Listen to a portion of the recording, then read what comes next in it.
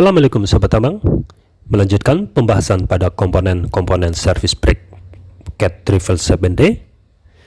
Pada video ini akan dibahas tentang slack adjuster.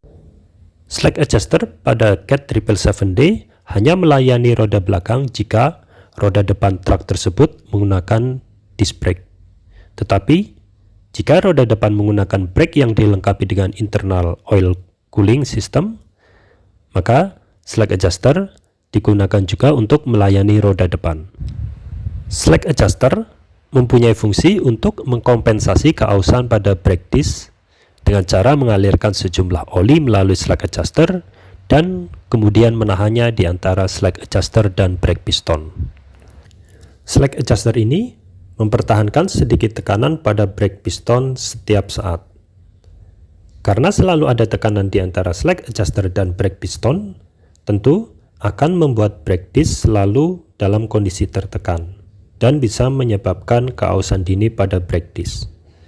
Untuk mencegah hal tersebut terjadi, perlu dijaga celah di antara masing-masing brake disc dengan cara memanfaatkan tekanan dari brake oil cooling. Oke, sekarang kita lihat cara kerja dari slack adjuster. Pada gambar ditunjukkan posisi slack adjuster ketika brake sedang rilis dan ketika brake sedang engage. Ketika pedal rem sedang diinjak, service brake akan engage dan seperti yang ditunjukkan pada gambar slack adjuster yang berwarna merah, oli bertekanan dari brake cylinder masuk ke dalam slack adjuster dan mendorong latch piston keluar. Selanjutnya, latch piston mendorong oli dan menekan service brake piston pada roda kanan dan kiri sehingga brake akan engage. Normalnya, service brake akan full engage ketika latch piston belum sampai menyentuh slack adjuster housing. Tetapi, seiring keausan brake disc, service brake piston akan bergerak semakin jauh untuk membuat service brake menjadi full engage. Ketika service brake piston bergerak semakin jauh, latch piston akan bergerak semakin jauh juga, sampai menyentuh ke slack adjuster housing. Tekanan di dalam slack adjuster akan meningkat sampai small piston bergerak dan memungkinkan oli dari brake cylinder masuk mengalir ke service brake piston. Gambar slack adjuster yang berwarna hijau menunjukkan brake ketika sedang rilis. Ketika pedal rem tidak diinjak, service brake akan rilis.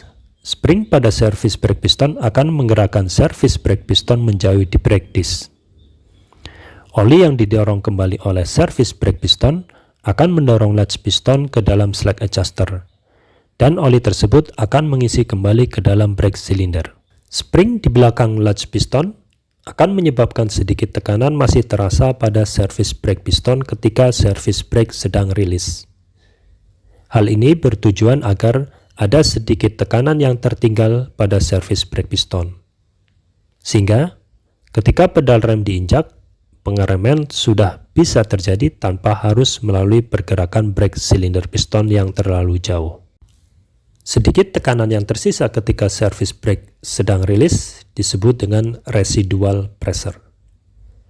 Untuk memeriksa apakah slack adjuster dalam kondisi bagus, dapat dilakukan dengan cara membuka bleeding screw pada saat service brake sedang rilis.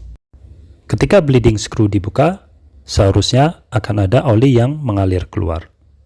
Cara yang lebih akurat untuk memeriksa kerja dari slack adjuster adalah dengan memasang pressure gauge pada pressure tab di slack adjuster dan pasangkan juga pressure gauge pada bleeding screw. Ketika pedal rem diinjak, nilai tekanan pada slack adjuster dan pada bleeding screw haruslah sama. Ketika pedal rem dilepas, tekanan pada slack adjuster haruslah 0 dan tekanan pada bleeding screw haruslah turun dan menunjukkan nilai residual pressure. Nilai residual pressure adalah 15,3 PSI untuk roda belakang dan 17,4 untuk roda depan. Jika nilai residual pressure terlalu rendah, hal tersebut mengindikasikan adanya kerusakan pada slack adjuster.